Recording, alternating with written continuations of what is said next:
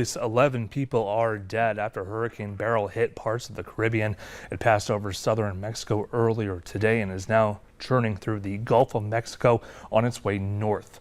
Now, Beryl slammed into Mexico's Yucatan Peninsula as a Category 2 hurricane Friday morning. There were winds of up to 110 miles per hour hitting multiple tourist areas.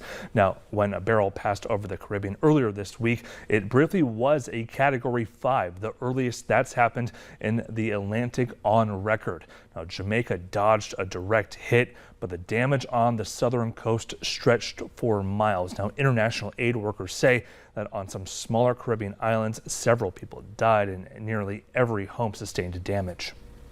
It must be noted that we are only at the beginning of the hurricane season. We still have a staggering 5 months to go. Now, the National Hurricane Center is forecasting Beryl to make landfall in South Texas early Monday morning.